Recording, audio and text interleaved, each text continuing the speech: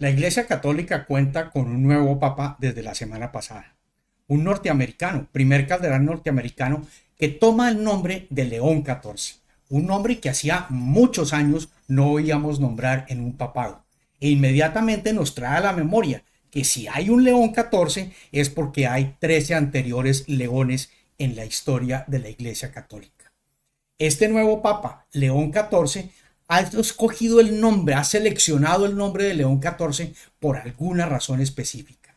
Ya en su primera rueda de prensa nos dijo que tenía una cierta atracción por la doctrina social de la Iglesia que había promulgado León XIII. Pero también nos deja ver que tiene un cierto afecto por otros leones. La Iglesia Católica ha tenido, como decimos, 13 leones anteriores que no han tomado su nombre por el león, el animal el león, sino por algún papa de nombre León. Recordemos que los papas no tenían la utilización del nombre de pila sino en los primeros años. Más adelante cambian su nombre y utilizan un nombre pontifical diferente a su nombre de pila. Entonces no es la razón del nombre de León, porque el primer papa que tuvimos como un papa León es León I. Y no es porque hubiera sido un león, sino porque realmente su nombre de pila era León. De ahí en adelante los siguientes papas o se llaman León, que van a ser los primeros 6 o 7 papas, y los siguientes ya adoptan el nombre de León, especialmente en significado hacia este papa León I, que fue el primer papa que utilizó o que se le dio más adelante el nombre de el Grande o Magno. El Grande o Magno fue el nombre que se le dio y que solamente otros 2 papas han utilizado por concesión que le ha dado la Iglesia Católica. Entonces no es por un tema de un león, es un tema de la importancia que tuvo este primer papa, León, en la Iglesia Católica, porque es el primer papa que tiene que enfrentarse a unas grandes dificultades políticas, económicas, militares y teológicas, porque estamos hablando de una época en que estamos en las invasiones bárbaras. No ha caído el Imperio Romano, pero está a punto de caer el Imperio Romano.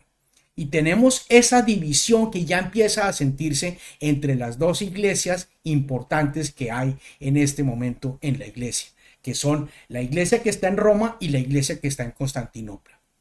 A partir de este concilio de Calcedonia del 451 se adopta una pentarquía, 5 iglesias, que deberían en principio tener un estatus similar, siendo primero siempre la iglesia de Roma. Y después estarían Constantinopla, Alejandría, Antioquía y Jerusalén. Ese sería el orden que tendrían. Este concilio de Calcedonia, que es el primer concilio que va a enfrentar este Papa León I, es ante todo una dosis de teología para la iglesia en ese momento. El concilio de Nicea en el año 325 había establecido que Jesucristo es consustancial, es de la misma sustancia que el Padre, y en Calcedonia dice que es de la misma sustancia que el Padre, pero que tiene 2 naturalezas, una naturaleza divina y una naturaleza humana. El debate teológico es importante y que marcará las estructuras teológicas de la Iglesia Católica durante los siguientes años. El Papa es un hombre preocupado por la doctrina de la Iglesia y dentro de las obras que hizo para que tuviera el título de grande que le ha dado la Iglesia Católica es haberse preocupado por la teología, por la doctrina de la Iglesia en su momento. Y es la misma época en que tiene que enfrentarse también a una gran cantidad de diferencias dentro de la Iglesia. Corrientes del cristianismo empiezan a surgir por todos lados y empiezan a decir: yo soy la verdadera iglesia.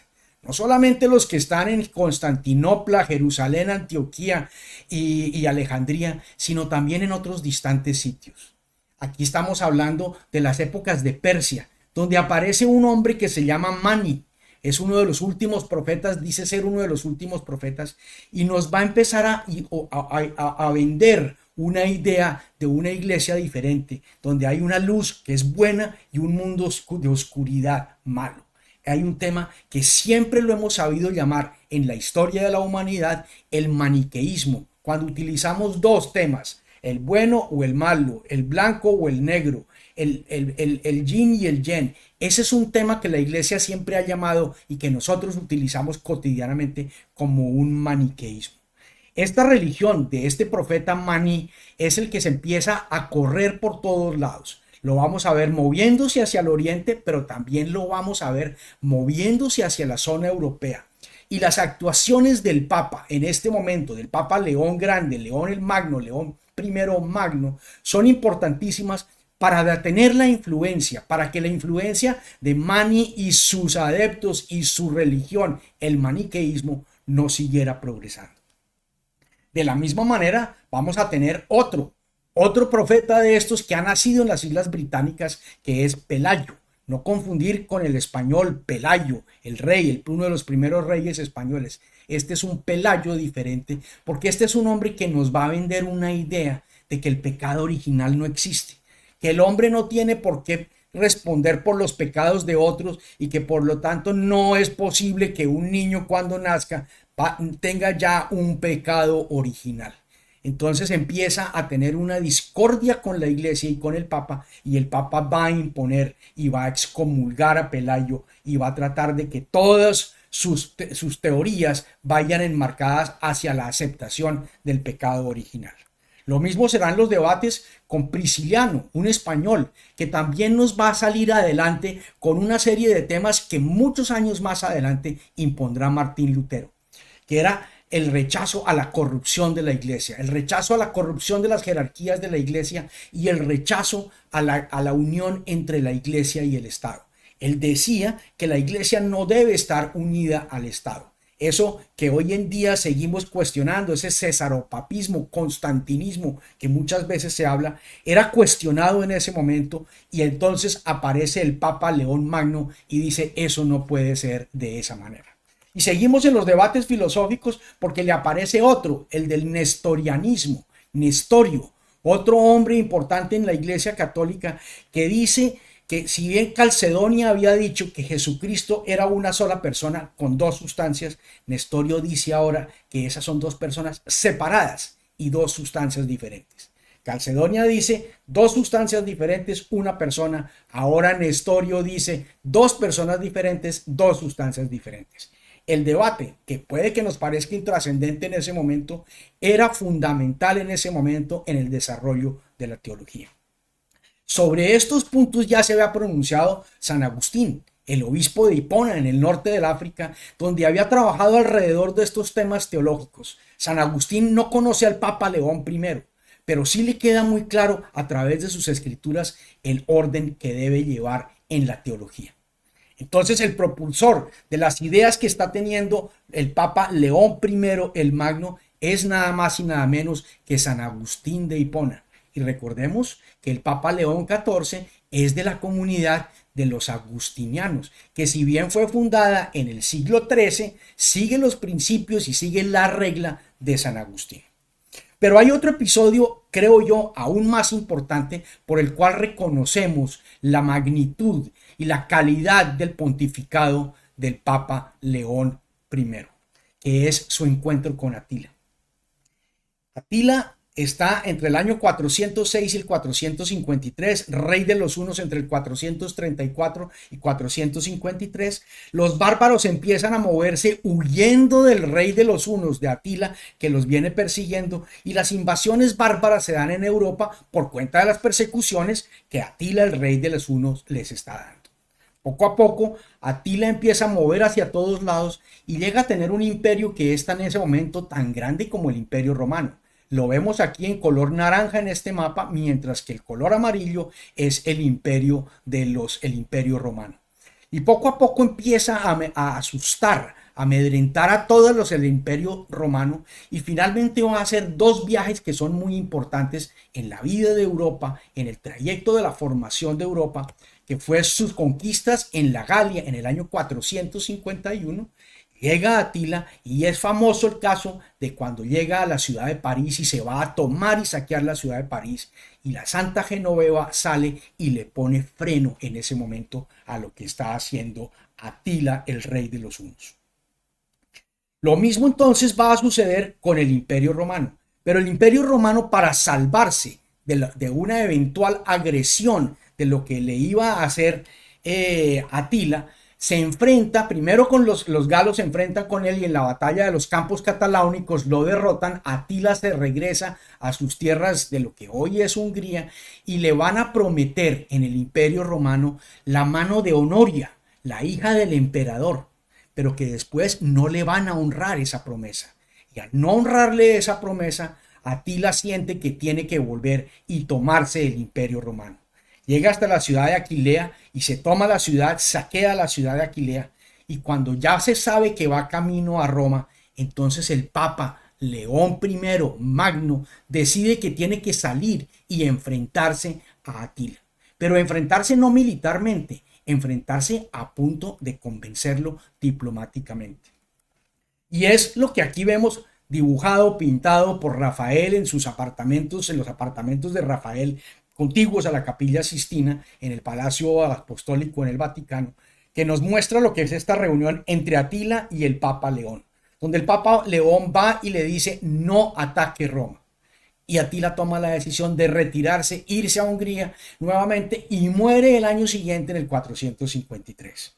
Hay otros que dicen que el Papa no fue tan realmente fundamental y necesario en esta retirada de Atila, que realmente Atila vio que Roma no valía la pena, que el Imperio Romano ya estaba caído, que sus tropas ya estaban cansadas y que él adicionalmente tenía una enfermedad y que prefería irse ya a sus tierras y morir allá.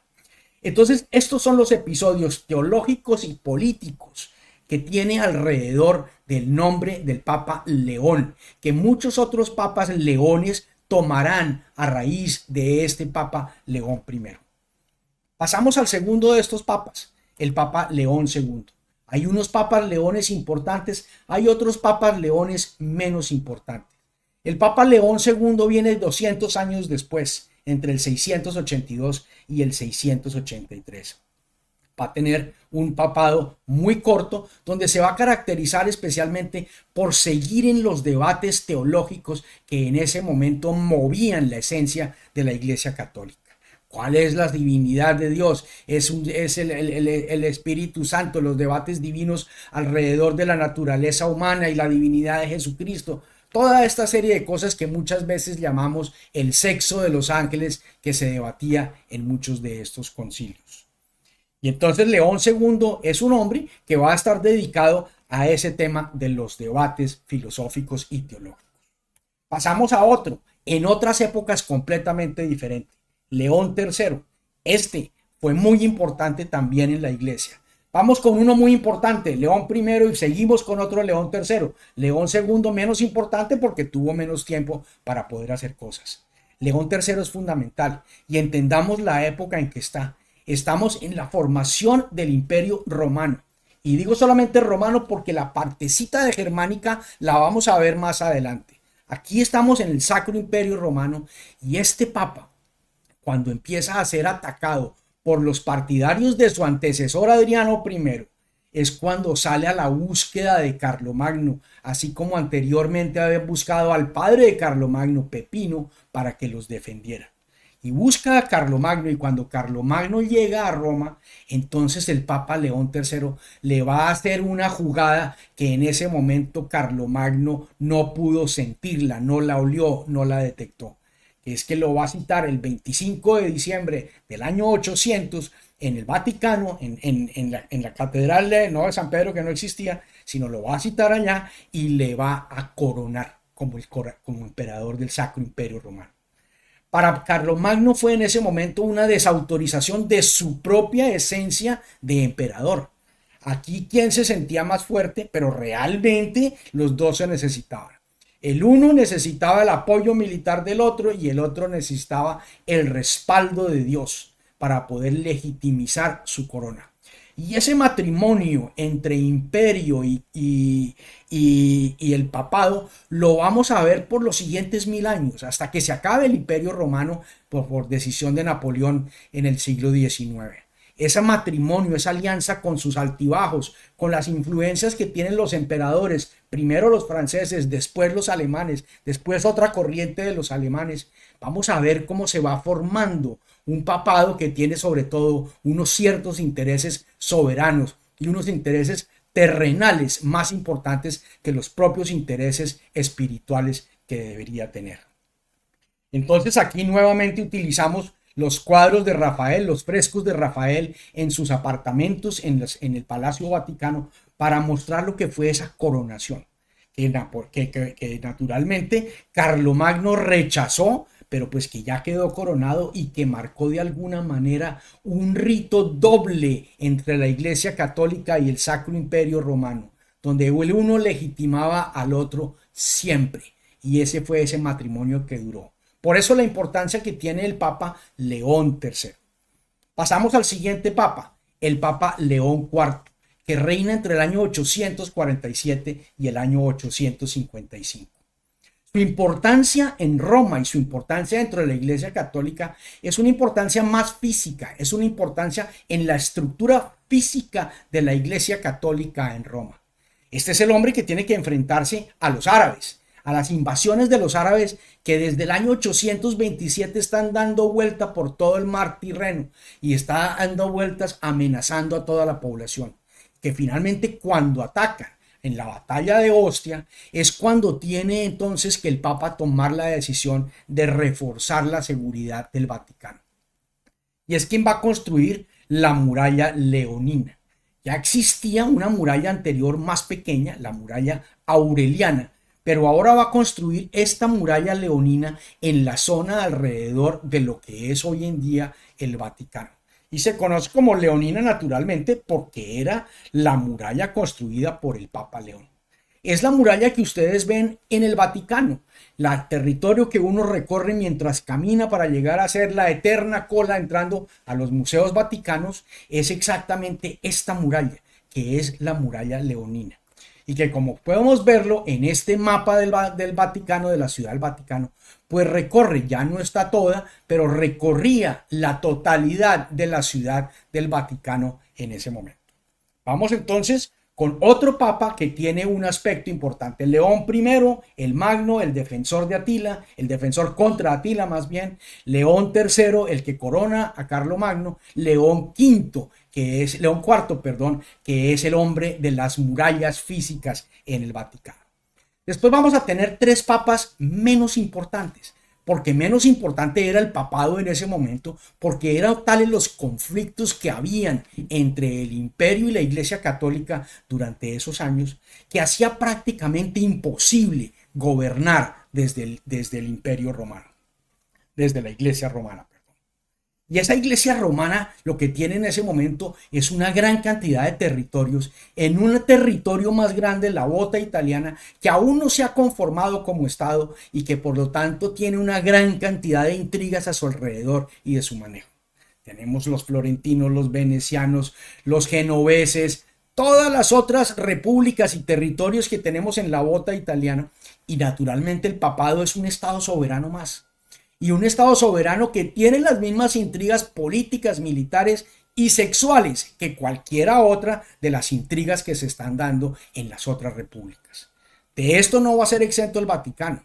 Y estos tres papas que vamos a hablar, León V, León VI y León VII, son fruto de esa época que era la época que algunos han llamado, que comparte León VI también, que fue papa durante muy poco tiempo porque es asesinado, que es una época que para muchos se llama la época de la pornocracia, el siglo oscuro, que se da entre el 904 y el 964. Y se llamaba pornocracia porque era la época en que la iglesia era manejada por las concubinas de los papas, por las amantes de los papas. Antes los papas también habían tenido sus amantes, pero no tomaban ellas las decisiones. Ahora estaban tomando las decisiones y era exactamente lo que se convertía en un gran problema para la Iglesia Católica. Pero siguieron manejándolo de esa manera los papas León V, León VI y finalmente el Papa León VII, que era un benedictino, que es donde va a terminar la pornocracia. Aquí creemos que de esta época vamos a estar ya saliendo de la pornocracia en estos momentos y llegamos finalmente al Papa León VIII. que es el último de estas épocas donde ya estamos saliendo de esa pornocracia y vamos a tener aquí los grandes conflictos entre diferentes territorios, diferentes estados y diferentes familias. León VIII inicia siendo un antipapa y después termina siendo un papa de verdad. Y es un papa que tiene muy poco tiempo, solamente 2 años en su reinado, y que realmente es el inicio de la época, salimos de esa época de la pornocracia, y que es el final del imperio, de la importancia de los franceses en el imperio romano, y estamos entrando a la época en que van a tener control sobre la iglesia en Roma los germánicos. Por eso ahora vamos a hablar de un imperio, del Sacro Imperio Romano, ya no solamente Sacro Imperio Románico, sino germánico, porque es cuando empiezan a aparecer los germánicos acá. Y vamos a tener al primero de esos grandes, que es Otón I, el gran emperador Otón I, que va a mover todas sus fichas para que sea León IX, Bruno von Dagsburg, el primero de esos papas alrededor de la época otoniana del Imperio Romano y que van a controlarlo. Y León IX va a ser un hombre importantísimo porque este es un hombre conservador, un hombre que la regla tiene que seguirse tal como estaba dando porque el cristianismo había llegado a un punto muy grande. Vemos aquí todos estos territorios en verde eran los territorios que en ese momento, en el año 1000, eran los territorios no de la Iglesia Católica, pero eran los territorios donde la religión católica, la religión cristiana más bien, era la religión predominante. No estoy hablando de los territorios de la Iglesia, que eso eran solamente un pedazo muy grande dentro de la bota italiana. Y este cristianismo en Europa en el año 1000 sufría un poco las mismas características que había sufrido el Imperio Romano en sus principios, antes de la caída del Imperio Romano. Era muy grande para administrar. Y por eso desde el Concilio de Calcedonia, que lo vamos a ver aquí en esta magnífica afiche, póster, cartel, donde se ve las divisiones de las iglesias como se fueron repartiendo en el paso de los años, vemos como aquí fue ese Concilio de Calcedonia en el año 451, donde la iglesia se va a romper de alguna manera en 5 entidades administrativas, como lo mencionamos anteriormente: Roma, Constantinopla, Alejandría, Jerusalén y Antioquía. Solo quedaba claro que la más importante era Roma y la segunda más importante era Constantinopla, pero que Roma era la más importante de estas. Entonces, desde ese momento, desde el año 450, ya vamos a sentir unos conflictos entre estas iglesias y cada uno empieza a adoptar sobre todo unos ritos diferentes.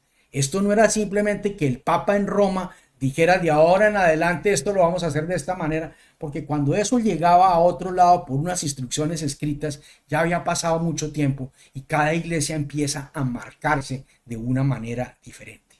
Eso inclusive alcanzamos de alguna manera a verlo en estos días y lo veremos en estos días siguientes también en las túnicas que tienen otros cardenales dentro de la Iglesia Católica que estuvieron presentes en el cónclave y que tienen unos ritos diferentes al rito latino de la Iglesia que está en Roma. Entonces este conflicto empieza a crecer cuando empiezan a ver el debate de si se debía utilizar el pan con levadura o el pan sin levadura, que era el pan ácimo, si se debían utilizar determinadas prendas o no utilizar determinadas prendas. Hasta que finalmente el Papa León IX manda un legatario a que vaya a Constantinopla y revise lo que está pasando y se dan cuenta de que allá no están siguiendo los preceptos de Roma. Cuando el Miguel I Cerulario, que era el patriarca de la Iglesia Ortodoxa, se encuentra con ese legario, decide excomulgar él a su manera al Papa y el Papa decide excomulgarlo y eso fue la crisis que se da en el año 1054. Y ahí se termina la unión de la Iglesia. Unión de la Iglesia que se muere desde el año 1054 y que aún sigue en este momento rota. Se va a romper en estas 2 ramas principales. Una rama que es la que está en color naranja, que es la católica con sede en Roma, y la otra que es con 2-3 brazos diferentes, que está la parte más al sur de Italia, incluido Sicilia,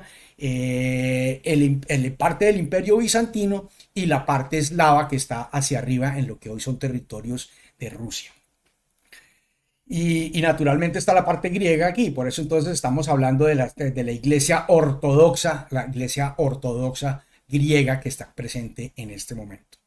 Esa también es un tema importante para el Papa porque el Papa actual, León XIV, quiere acercarse un poco más a las otras iglesias. El nombre León aquí es el hombre que causó la ruptura de la iglesia, pero ahora el León quiere buscar un acercamiento que hace casi 1000 años no se da con las otras iglesias. Y entramos al siguiente, que es tal vez uno de mis favoritos, porque naturalmente es un Medici. No habría listado de papas que no esté completo si por lo menos no tenemos un Medici. Y aquí vamos a tener dos Medicis.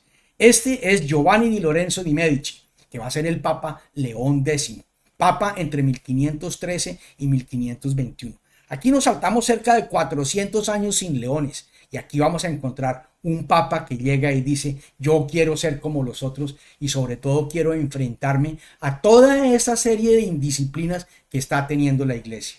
Pero es ante todo un papa que se expresa con su frase el primer día de su papado y dice: ya que nos hemos ganado el papado, vamos a disfrutarlo, vamos a gozarlo. Fue su famosa frase y efectivamente así lo hizo. Confundió siempre sus muy ricas finanzas personales con las finanzas del Vaticano. Cuando estaba comprando un cuadro para lo que después va a ser la Galería de los Oficios en Florencia, no se sabía si el cuadro era para él en el Vaticano o para la iglesia o era para él en Florencia. En fin, confundió absolutamente todo. Y confundió tanto que terminó haciendo después la gran obra de continuación de lo que había empezado su antecesor, el Papa Julio II, en la construcción de la iglesia de San Pedro. Ahora sí, la iglesia de San Pedro. Y termina encontrando un déficit muy grande para la financiación y decide financiarlo con la venta de indulgencias. Las indulgencias eran lo que hoy sería en un mundo moderno esas golden visas que dan los países. Véngase a vivir acá si tiene tanto dinero. Y aquí era muy sencillo, le concedemos perdón a sus pecados si usted da una plata para la iglesia. Y ese fue el gran negocio con el cual se construyó la iglesia de San Pedro, auspiciado por el Papa León X, que fue el hombre de las indulgencias plenarias. Es el que saca la furia naturalmente de Martín Lutero, que cuelga sus 95 tesis condenando especialmente el tema alrededor de la venta de las indulgencias en el año 1517. Y es a este Papa Medici, al Papa León X, el que le va a corresponder la bula Exsurge Domini, que es el que condena y excomulga a Martín Lutero de la iglesia.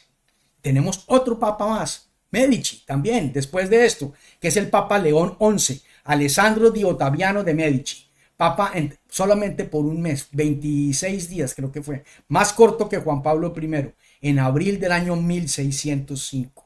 Fue papa por un muy corto tiempo. Y que puso su nombre en honor a su tío León X, y que el hombre llega relativamente viejo a los 70 años a ser papa y todo el mundo sabía que iba a ser un pontificado muy corto, pero él quiere rendirle honor a su tío y por eso se pone el nombre de León XI. Nos saltamos otros casi 200 años para llegar al Papa León XII y llegamos entonces a otro momento de conflictos. Leones no hay en la época del gran conflicto de la iglesia, que era el cisma de Occidente, que fue lo que se presenta después de todos los problemas alrededor del papado de Aviñón. Este es un papa que iba a ir mucho tiempo después. El conflicto entre los leones, no hubo leones en esa época de Aviñón. Y nos trasladamos directamente al siglo XIX con el Papa León XII. Que ahora los franceses están en conflicto con los alemanes y con los italianos y estamos en la época en que estamos empezando a finalizar la formación del Estado italiano. Y este papa va a ser muy importante por muchos temas. Para este gran autor que es David Kerzer, que ha escrito muchos libros, tiene un par de libros recientes sobre el Papa y Mussolini, ha escrito mucho sobre la relación de los judíos, de la iglesia y los judíos, especialmente el siglo XX y todos los horrores que todos conocemos muy bien. Dice que el Papa León XII fue un papa crucial para el desarrollo del antisemitismo en la iglesia. Este fue un papa que siempre ordenó que los guetos volvieran otra vez, que los judíos fueran marcados con prendas que los reconocieran, para que siempre estuvieran separados de la comunidad cristiana. El antisemitismo que se va a dar en el siglo XX, según este autor, y que van a heredar otros papas como Pío XII, va a ser buena parte en culpa de este papa León XII. Y así llegamos al último, a León XIII, el gran papa. El papa que tiene que inventarse una historia diferente en el Vaticano simplemente porque se acabó la iglesia como estaba puesta. En 1870, con la unificación italiana, se acaba el Estado Pontificio. La función del papa, que había sido durante los últimos 1400 años administrar unos importantes territorios, se va a acabar. Porque en 1870, gracias a la no defensa de Napoleón III de los territorios de la iglesia, y la iglesia pierde sus territorios frente a la formación del nuevo Estado italiano. Vamos a pasar aquí entre 1870 y 1929, 59 años donde los papas se van a sentir que son rehenes de la iglesia, que no tienen dónde vivir, que no tienen dónde alojarse. Y vamos a pasar entonces a una época donde los demás papas no supieron qué hacer, pero en cambio el Papa León XIII tiene muy claro, se nos acabó un poder terrenal y lo que tenemos que hacer ahora es un poder espiritual. La iglesia tiene que concentrarse en su labor espiritual y no en su labor terrenal y no en su labor de ser unos grandes terratenientes y unos grandes líderes políticos y militares de la región. Por eso el Papa León XIII toma el nombre no por León I, no por León XII, no por León XI, no por León X, sino por el Papa León I. Y él lo dice claramente, yo quiero volver a ser el Papa grande que entienda las funciones de la iglesia. Es el Papa que va a tener que necesariamente hacer las funciones de la iglesia de esa manera. Y por eso León X el Grande, León XIII, el Papa, es el que se va a enfrentar en ese momento al manifiesto comunista. El manifiesto comunista se da en épocas de otro papa, del papa anterior, Pío IX. Aquí utilizamos la nomenclatura relativamente moderna, en que no decimos Pío XII o Pío XIV, sino Pío XII, bueno, el Papa no hay Pío XIV, pero decimos Pío XII, Pío XI y solamente hacemos la excepción del caso del Pío IX, que es el único que lo mencionamos de esa manera. De la misma forma que de León XIII y ahora pasamos a León XIV, no León XIV. Pío IX es el que tiene que enfrentarse al manifiesto comunista. Y Pío IX saca una encíclica muy clara diciendo no estoy de acuerdo con lo que dicen Marx y Engels. Pero el Papa León XIII va más lejos, porque el Papa León XIII en su encíclica Rerum Novarum dice yo sí estoy de acuerdo con lo que dicen Marx y Engels. No estoy de acuerdo en las propuestas que ellos hacen, pero sí estoy de acuerdo en el análisis social que ellos están haciendo. Aquí entonces empieza la doctrina social de la iglesia por cuenta de la respuesta que le va a dar. Estoy de acuerdo con lo que están planteando Marx y Engels en su manifiesto comunista alrededor de la importancia que tiene el conflicto que se está dando por el excesivo desarrollo del capitalismo por la revolución industrial. Pero no creo que la solución sea alrededor de eliminar la propiedad y de hacer la propiedad social, la propiedad comunitaria de los medios de producción. El planteamiento de Rerum Novarum es sigamos con el capitalismo, pero regulemos el capitalismo. Y esa es la razón específica por la cual el Papa León XIV ha tomado la decisión de hacer su papado con el nombre León, porque siente que en este momento, y así lo planteó en su primera rueda de prensa, la llegada del desarrollo de la inteligencia artificial y los nuevos desarrollos del capitalismo obligan a la comunidad cristiana a replantear esa relación entre el capital y el trabajo. Y por eso ha tomado el nombre del Papa León XIII, porque es el gran Papa de las reformas sociales de la iglesia y el Papa que encuentra el rumbo de la iglesia después de que deja de ser el potentado terrateniente que había sido. 14 leones, 13 hemos tenido ya y muchos de estos han sido importantes.